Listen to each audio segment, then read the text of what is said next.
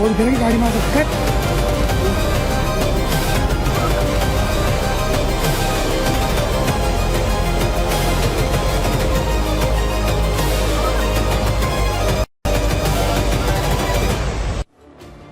देखिए, हिंदुस्तान में पहाड़ से लेकर मैदान तक मूसलाधार मुसीबत बरस रही है। पहाड़ दरक रहे हैं, लैंडस्लाइड हो रही है, तो वहीं जमीन पर नदियां उफान पर आ गई हैं। नदियां अपनी सीमाओं को तोड़कर गांवों और बस्तियों में घुस चुकी हैं। पानी का सैलाब हजारों घरों को डुबा रहा है। शहरों में सड़कें समंदर में तब्दील होती हुई नजर आ रही हैं, तो वहीं अब नेपाल के रास्ते एक और तबाही आने वाली है, जिसकी आहट फिलहाल सुनाई दे रही है। तिब्बत और नेपाल में हुई जबरदस्त बारिश की वजह से नेपाल से आई सैलाब की डरा देने वाली तस्वीरें फिलहाल आप देख रहे हैं। नेपाल में त्रिशूली नदी में सैलाब नजर आ रहा है। कोशी और दूसरी नदियों का जलस्तर लगातार बढ़ रहा है। सैलाब में कई लोगों के बहने की खबर भी फिलहाल मिल गई है। तस्वीरें भी सामने आई हैं। आप देखिए, जो सैलाब आपको नजर आ रहा है, ये नेपाल से आई तस्वीरें हैं, जहां पर इस सैलाब की चपेट में आने की वजह से कई लोग अपनी जान गंवा चुके हैं। कई लोगों के जो घर हैं वो फिलहाल तबाह हो चुके हैं। अचानक से आप देखिए, एक बाढ़ का जो सैलाब है वो आता है और अपने साथ में सब कुछ बहा कर ले जाता है।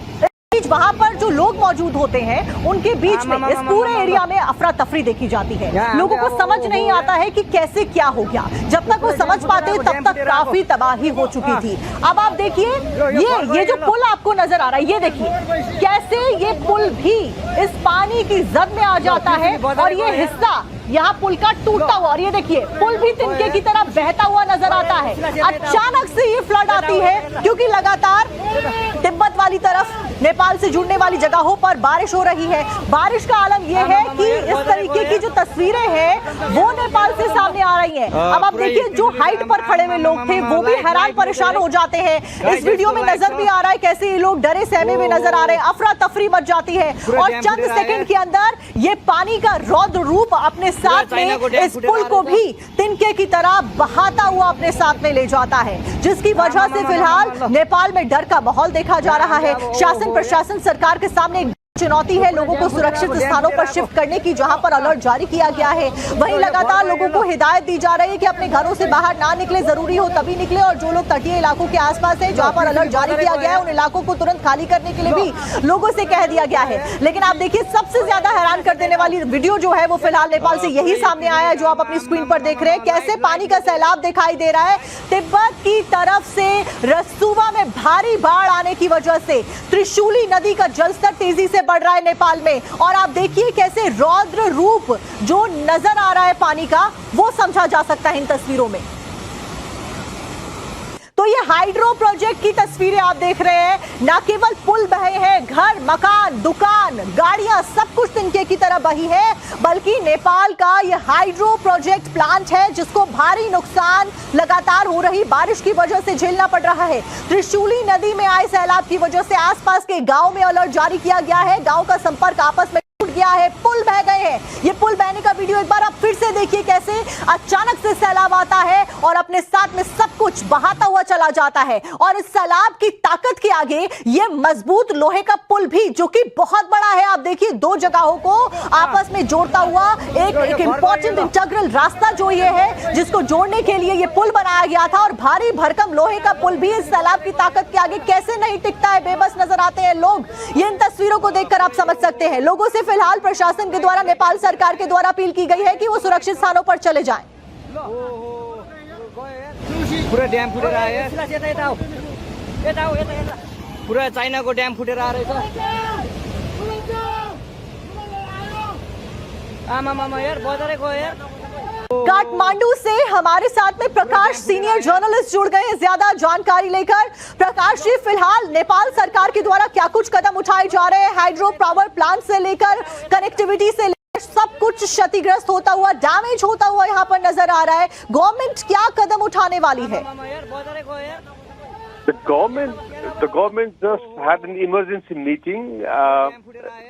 They decided to mobilize all resources, state resources, to rescue. And then at the moment, government का फोकस अभी क्या हो रहा है कि to have a sense of the damage and destruction, including जितने भी ह्यूमन लाइव्स लॉस हुए हैं। अभी तक तो कुछ पता नहीं, कुछ some people have been rescued, massive devastation down south. Sir, please also let us know that how many people are affected right now and like how the rescue operations are going to take place. कितने लोगों की जान अब तक गई है और अभी रेस्क्यू ऑपरेशन कैसे चलाया जाएगा? What are the losses? कितना नुकसान हुआ है? लॉसेस का अभी तक तो कोई एस्टिमेट भी नहीं हुआ है. It's too early to make any sense of the losses. लेकिन ये I can almost say it definitely कि many people, hundreds of people probably have perished. Villages have been swept. पूरे बस्तियां स्वेप्ट हुए हैं. ब्रिजेस, अभी तक तो इनिशियल डैमेज का कुछ भी पता नहीं है. हेलीकॉप्टर रेस्क्यू चल रहा है. काठमांडू से बाहर जाने की पृथ्वीराज मार्ग, ये पृथ्वी हाईवे, वो भी सर स्टिल एनी आइडिया कि कितने लोग अभी मिसिंग हैं? क्योंकि कई लोग बह गए हैं इस फ्लड की वजह से. कई लोगों को काफी नुकसान हुआ है. कई जो जिले हैं वो उनकी कनेक्टिविटी टूट गई है. कुछ विजुअल्स हम अपनी स्क्रीन पर दिखा रहे हैं नेपाल से, जहां पर कनेक्टिविटी कैसे डैमेज हुई है, पुल कैसे टूटे नजर आ रहा है. फिलहाल कितने जिले इंपैक्ट हुए हैं, सिटीज कितनी इंपैक्टेड है और कितने लोग मिसिंग हैं? इसको लेकर कोई official unofficial any idea about the data? No idea about the data. No official figures released yet. अभी तक तो टोटल फोकस इज ऑन इसमें, रेस्क्यू में, रिलीफ में, जो whatever comes, it's like fire fighting अभी तक तो. So we are several hours, I think we are several hours away from having any sense of the losses in terms of deaths, human deaths and physical property damage. अभी तो it's too early to make any assessment. So what is the action plan? Nepal क्या action plan लेने वाला है? कई सारे लोगों की जानें क्योंकि चली गई है, कई सारे लोग बह गए. हालांकि ऑफिशियल डेटा अभी तक सामने नहीं आया है. उसको लेकर क्या तैयारियां की गई है? Is there any helpline number which is issued जिसपे लोग कॉल करके समस्याएं बता सकते हैं जो इस बाढ़ की वजह से प्रभावित हो रहे हैं नेपाल में? हाँ, एक हेल्पलाइन नंबर है. इसका नंबर 1234 है.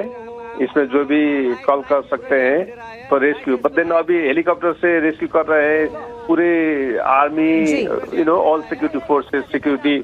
Okay, sir. We really pray that all the citizens who are staying in Nepal right now who are impacted with these flood gets cured as early as possible. Thank you so much sir हमारे साथ में जुड़ने के लिए. लेकिन फिलहाल ये तस्वीरें टाइम्स नाउ नवभारत लगातार आपको दिखा रहा है कि कैसे लगातार बारिश की वजह से त्रिशूली नदी में उफान आ गया है. जलस्तर बढ़ गया है नदियों का, नदी नाले उफान पर है, लोग काफी इंपैक्टेड है. और अभी नेपाल के सीनियर जर्नलिस्ट हमारे साथ में जुड़े थे जो कि बता रहे थे कि कैसे फिलहाल सरकार के पास में अभी तक ऑफिशियल डेटा नहीं आया है कि कितने लोगों को कितना नुकसान पहुंचा है, कितने लोग मिसिंग है. उस रिपोर्ट का, उस डेटा का इंतजार किया जा रहा है. हालांकि नेपाल का जो शासन प्रशासन है उन्होंने एक हेल्पलाइन नंबर जारी किया है जिसके ऊपर कॉल करके लोग अपनी समस्या बताते हैं और एक्शन प्लान तैयार करने के ऊपर भी सरकार लगातार काम कर रही है नेपाल में. लेकिन फिलहाल जो तस्वीरें सामने आ रही हैं वो अपने आप में चिंताजनक है और लोगों के लिए लगातार जो दुआएं हैं वो की जा रही हैं क्योंकि अपने आप में ये एक बड़ी दिक्कत है नेपाली लोगों के लिए फिलहाल कि कैसे सब कुछ आप देखिए तिनके की तरह बहता हुआ नजर आ रहा है. लोगों के घर बह गए हैं,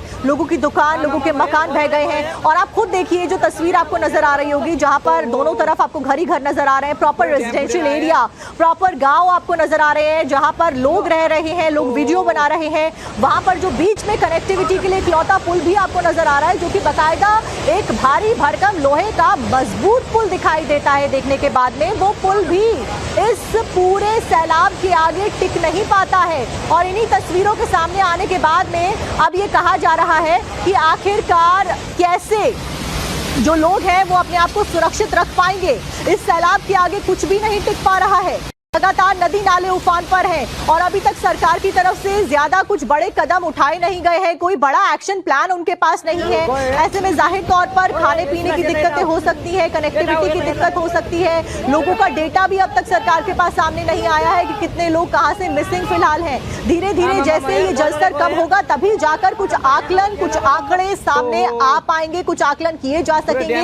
लेकिन तबाही की ये तस्वीरें चिंताजनक 4 तस्वीरें आप देख रहे हैं अलग अलग जगहों से. पहली तस्वीर में आप देखिए बकायदा एरो से हम आपको दिखा रहे हैं बना के कि कैसे जो पुल है वो अचानक से बहाव आता है और क्षतिग्रस्त होकर बहता हुआ सैलाब के साथ में आगे बह जाता है। वहीं दूसरी तस्वीर में तिनके की तरह ये जो मकान है वो बहते हुए नजर आ रहे हैं। बकायदा पक्के मकान है, ये कच्चे मकान नहीं है, पक्के मकान भी सैलाब के साथ में बहते हुए चले जाते हैं और उसके बाद में धुआं ही धुआं नजर आता है, पानी पानी नजर आता है। कहीं दूर दूर तक ये नजर नहीं आता है कि यहाँ पर कभी कोई मकान हुआ भी करता था। तीसरी तस्वीर आप नीचे की तरफ अगर देखेंगे तो आपको गाड़ियां बहती हुई नजर आएंगी और बहाव इतना तेज है कि सब कुछ अपने साथ में बहाता हुआ ले जा रहा है। पार्किंग में खड़ी हुई गाड़ियां बकायदा जमीन के साथ में खिसकती हुई दरकती हुई आगे चली जाती हैं। इसी वजह से फिलहाल ये तस्वीरें बेहद चिंताजनक और स्थिति फिलहाल आउट ऑफ कंट्रोल नेपाल में जाती हुई नजर आ रही है। सबके बीच में नेपाल के पीएम ने एक आपात बैठक फिलहाल बुला ली है। पीएम बालेंद्र शाह ने आपात बैठक यानी कि इमरजेंसी मीटिंग बुलाई है। इन तस्वीरों के सामने आने के बाद में लगातार जलस्तर के बढ़ने के बाद में इस इमरजेंसी मीटिंग को बालेंद्र शाह के द्वारा बुलाया गया है, जो कि नेपाल के प्रधानमंत्री। अब ऐसे में इस बैठक में क्या बड़े कदम उठाए जाते हैं, क्या बड़ा एक्शन प्लान बनाया जाता है, इसके ऊपर नजरें बनी रहेंगी, क्योंकि फिलहाल नेपाल के लोगों को सरकार की जरूरत है और लगातार सरकार से वो दरखास्त भी कर रहे हैं। अपनी जो समस्याएं हैं वो हेल्पलाइन नंबर पर जारी करके बता भी रहे हैं कि कैसे उनके जो गांव है उनकी कनेक्टिविटी टूट गई है, कहां पर क्या जरूरत है, उसके अनुसार जो सामान है वो मुहैया करवाना है। ये तमाम वो मुद्दे जिसके ऊपर सरकार इस बैठक में जाहिर तौर पर चर्चा करने वाली है। नेपाल के पीएम ने फिलहाल इमीडिएटली एक इमरजेंसी मीटिंग वहां के मिनिस्टर्स के साथ में एक्शन प्लान को लेकर बुला ली है। बाढ़ की वजह से फिलहाल नेपाल में कोहराम मच चुका है और उसकी तस्वीरें सामने आ रही है।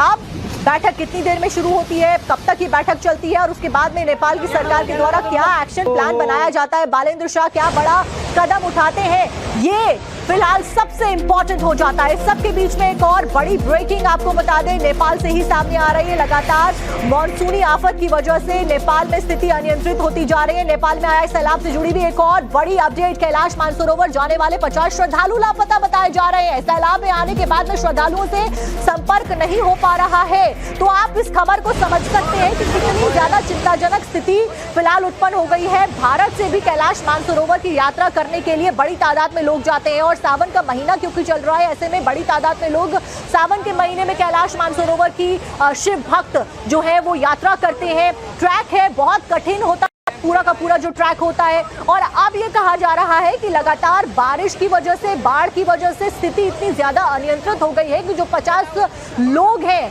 उनके साथ में संपर्क नहीं हो पा रहा है। लगातार जो टीम है जो उन टूरिस्ट के साथ में, उन श्रद्धालुओं के साथ में संपर्क में रहती है जो कैलाश मानसरोवर की यात्रा के लिए जाते हैं, वो टीम उन लोगों के साथ में 50 जिनकी संख्या बताई जा रही है कांटेक्ट नहीं साध पा रही है। वो लोग कहाँ हैं, किस स्थिति में है, इसको लेकर अभी भी असमंजस की जो स्थिति है वो बनी हुई है। लगातार कांटेक्ट करने की कोशिश की जा रही है, बाकायदा जो टीमें हैं अलग अलग तरीके से संपर्क साधने की कोशिश इन 50 यात्रियों के साथ में कर रही है, लेकिन अभी तक जो संपर्क है वो नहीं साधा जा सका है। तिब्बत में ग्लेशियर फटा दरअसल, और उसी की वजह से नेपाल में इतनी बड़ी तबाही अचानक से आ जाती है और लोगों को समझ भी नहीं आता है, संभलने तक का मौका नहीं मिलता है, क्योंकि तिब्बत में उफान पर नदी नाले हैं, तिब्बत में लगातार बारिश हो रही है और तिब्बत हुए जो नेपाल के जितने भी इलाके हैं वहां पर अचानक से सैलाब आ जाता है, क्योंकि तिब्बत में एक बड़ा ग्लेशियर फट जाता है, जिसके बाद आप देखिए कि कैसे फिलहाल जो सैलाब आया अपने साथ में सब कुछ बहाता हुआ ले जाया गया है उस सैलाब के द्वारा। यही कारण है कि वहां पर लोगों को संभलने का मौका नहीं मिला और लोगों के पास में कोई अलर्ट भी नहीं था इस तरीके का, क्योंकि अचानक से ग्लेशियर फटा, अचानक से सैलाब आया और सब कुछ इतना अचानक से हुआ कि लोग अफरा तफरी में इधर से उधर चीखते चिल्लाते भागते हुए नजर आ रहे हैं, सुनाई दे रहे हैं। पूरा डैम फूट रहा है। लेकिन सबसे बड़ी खबर इस वक्त की है कि 50 श्रद्धालु जो कैलाश मानसरोवर की यात्रा के लिए निकले थे नेपाल की ओर, वो श्रद्धालुओं के साथ में कोई कांटेक्ट नहीं साधा जा सका है। एक तरीके से वो मिसिंग बताए जा रहे हैं, उनकी अपडेट कोई भी नहीं है। अभी श्रद्धालुओं की डिटेल्स क्या है, कौन कौन से श्रद्धालु हैं जो मानसरोवर की यात्रा पे गए थे, उनमें नेपाली श्रद्धालु भी शामिल है, भारतीय श्रद्धालु उसमें कितने हैं, इसको लेकर भी असमंजस की स्थिति लगातार बनी हुई है। और अभी जो नेपाल से सीनियर जर्नलिस्ट जुड़े भी थे उन्होंने भी यही स्पष्ट किया कि हमारे पास कोई ऑफिशियल डेटा नहीं है, कोई अभी हमारे पास में डेटा नहीं है जिसके जरिए हम ये बता सकें कि कितनी सिटीज़ को डैमेज हुआ है, कितने लोग लापता हुए हैं, कितने लोगों को फिलहाल जो है ढूंढा जा रहा है, ये कोई भी डेटा नहीं है। यही कारण है कि नेपाल के पीएम बालेन शाह ने फिलहाल तुरंत जो इमरजेंसी बैठक है, आपात बैठक है, वो बुला ली है। रौद्र रूप में नदियां कैसे नेपाल में नजर आ रही हैं आप देख सकते हैं। इस सब के बीच में एक और बड़ी ब्रेकिंग आपको बता दें, नेपाल पर्यटन बोर्ड ने एक एडवाइजरी जारी कर दी है। रसुवा नदी लगातार उफान पर है। नवाकोट और धांधिंग, गोरखा, चितवन ना जाने की सलाह दी गई है। ये सभी वो इलाके हैं जो कि इस फ्लड की वजह से, नदियों में सैलाब की वजह सबसे ज्यादा इंपैक्टेड है। तिब्बत में जो ग्लेशियर फटा, उसके बाद में सबसे ज्यादा इंपैक्टेड जो एरियाज हैं उनकी लिस्ट जारी की गई है पर्यटन विभाग के द्वारा, पर्यटन मंत्रालय के द्वारा नेपाल में, जिसमें आपको बता दें एडवाइजरी रसुवा, नुवाकोट, धादिंग, गोरखा, चितवन ना जाने की सलाह दी गई है। इस एडवाइजरी में प्रभावित नदी मार्गों और हाईवे पर आने जाने के लिए पूरी तरीके से रोक लगा दी गई है, यानी कि इन इलाकों में ना जाए, क्योंकि लगातार अब रेस्क्यू ऑपरेशन तेजी के साथ में इन इलाकों में चलाया जाएगा। जो लोग फंसे हुए हैं उनको निकाला जाएगा और अन्य लोगों को ना जाने के लिए फिलहाल इन इलाकों में कह दिया गया है। तो आप सोचिए कि नेपाल का प्रशासन भी इन तस्वीरों के सामने आने के बाद में, इस ग्लेशियर के फटने के बाद में तिब्बत की, जिसकी वजह से सैलाब नेपाल में आया है, एक्टिव हो गया है। पर्यटन बोर्ड ने भी एक बड़ी एडवाइजरी जारी कर दी है। रसुवा, नुवाकोट, धांधिंग, गोरखा में ना जाने की अपील की गई है। वहीं अभी फिलहाल बालेन शाह जो कि पीएम है नेपाल के, उन्होंने एक बड़ी बैठक बुला ली है। इस बैठक के बाद में भी एक्शन प्लान तैयार किया जाएगा और उसके बाद में इमीडिएट इम्पैक्ट के साथ में उस एक्शन प्लान को इम्प्लॉय कर दिया जाएगा, जिसमें बड़े स्तर पर लोगों का रेस्क्यू ऑपरेशन चलाया जाएगा। वहीं कैलाश मानसरोवर गए 50 श्रद्धालुओं के साथ में संपर्क नहीं साधा जा सका है।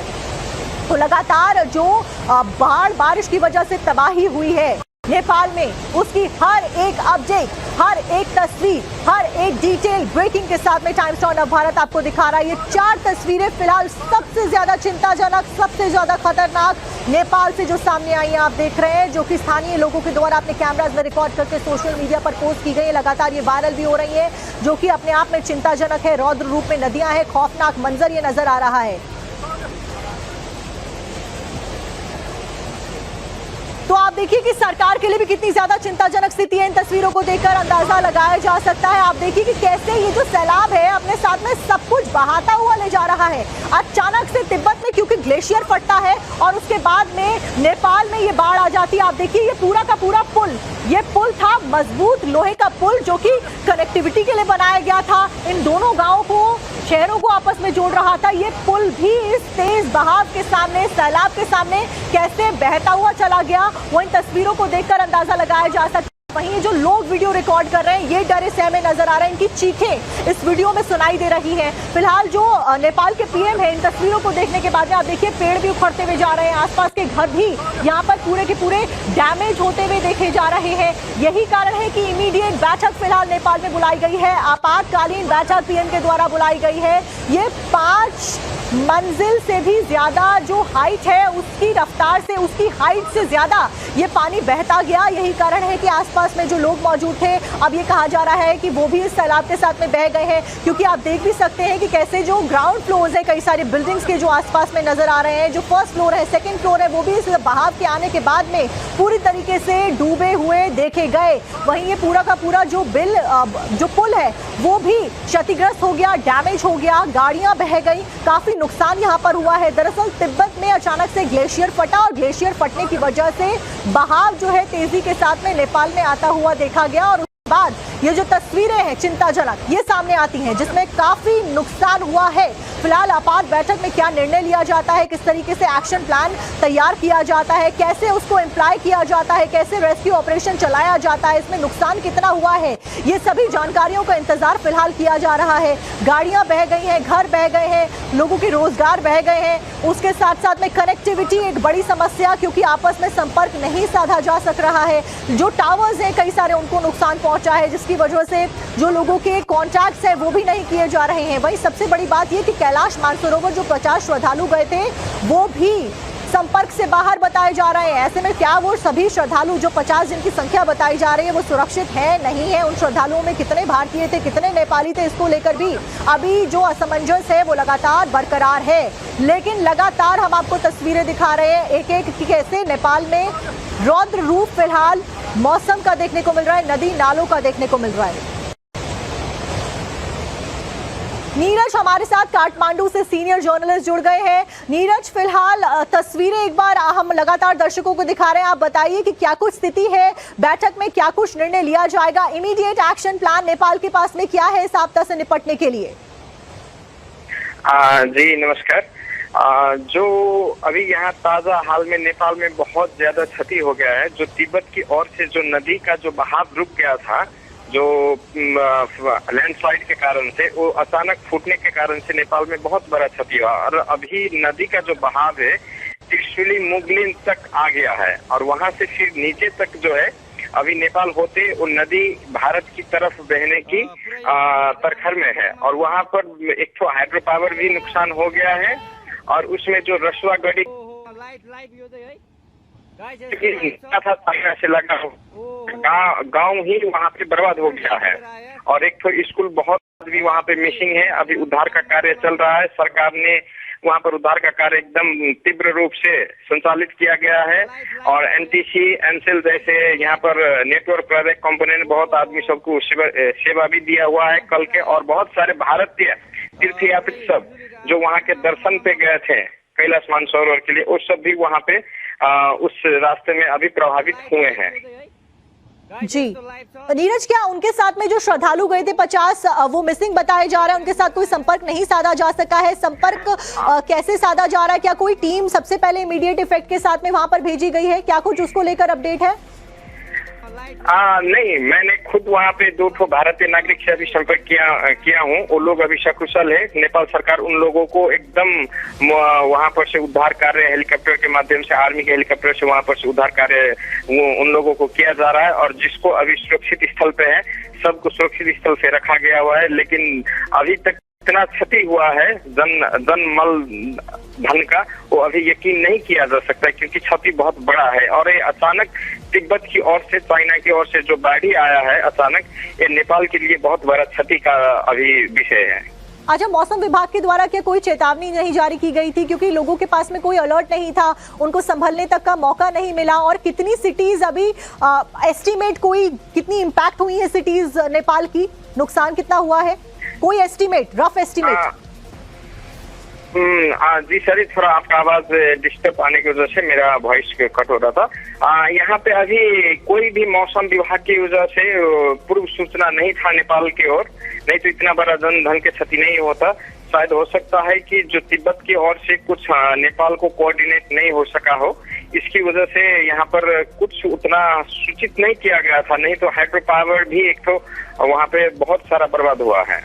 अभी बालिन शाह के द्वारा एक बड़ी आपात बैठक बुलाई गई है। इस बैठक में कौन कौन शामिल होने वाला है और कितनी देर ये बैठक चलेगी? क्या कुछ इस बैठक में फिलहाल डिस्कस होता हुआ नजर आएगा? हाँ, इस बैठक में अभी आपातकालीन रक्षा विभाग की ओर से गृह मंत्री सुदन गुरुङ, प्रधानमंत्री और जितने भी उद्धार कार्य दल के प्रमुख सब है, उन सब निकायों को, सशस्त्र प्रहरी बल, आर्मी, जनपद, इन सब को एकीकृत करके वहां पर क्विक एक्शन और रिफ्लेक्स के थ्रू उन लोगों ने एक टास्क फोर्स बनाया है, जिसके तहत हर एक व्यक्ति, हर एक आदमी को वहां पर से तुरंत रेस्क्यू किया जाए। ठीक है नीरज, फिलहाल आपका जानकारी देने के लिए बहुत बहुत शुक्रिया, हमारे साथ जुड़ने के लिए बहुत बहुत शुक्रिया। लगातार अपडेट्स टाइम्स नाउ भारत आपको दे रहा है।